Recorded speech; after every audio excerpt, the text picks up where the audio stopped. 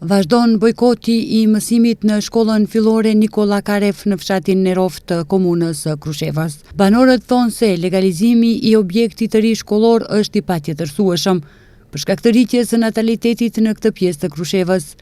Sot kreu i ASH-s Zjadin Sela ka alarmuar obstruksionet që po bën policia në shkollën fillore të fshatit Nerov.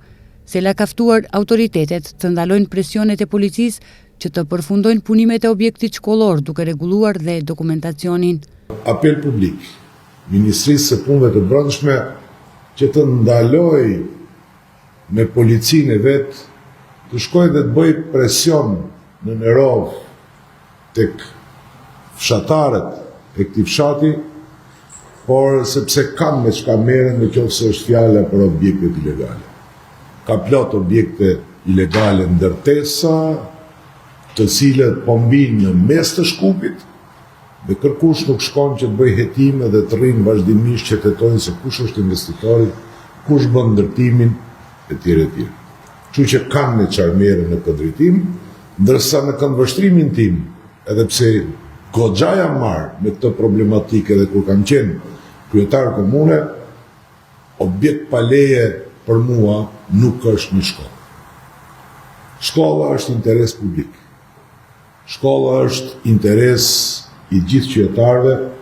Shkolla është vendi në të cilën ndërtohet jetë dhe ardhmëri. Objekte pa leje dhe të paligjshme janë ato të cilët uzurpojnë prana publike, ato të cilët uzurpojnë rrugë, ato të cilët vështirësojnë përditshmërinë e qytetarëve, ato të cilët krijojnë të fortit brenda komunave dhe qyteteve, dhe të cilët pastaj bashkjetojnë në një formë me institucionet e shtetit, dhe me këta, kjo është forma se si bëhet kapja e shtetit. U shfrytëzoj rastin të bëj apel Ministrisë së Arsimit, kryetarit të komunës së Krushevës, që urgjentisht të marrin gjithë masat dhe sa më shpejt të rregullohet dokumentacioni i kësaj shkollës dhe jo të ndalohen punimet në këtë shkollë, por përkundrazi të vazhdojnë investimin e mëtutjeshëm në buxhetin e shtetit në mënyrë që kjo shkollë të përfundojë e këto nxënës të kenë kushte normale për mësim. Sipas banorëve, ndërtimi i objektit të ri shkollor është bërë duke respektuar të gjitha standardet për ndërtim e posaçërisht për institucion. Këtë e dëshmon dhe raporti i entit për testimin e materialeve dhe zhvillimit të teknologjive të reja Shkup, i cili e ka kryer këtë inspektim me kërkesë të vetë banorëve.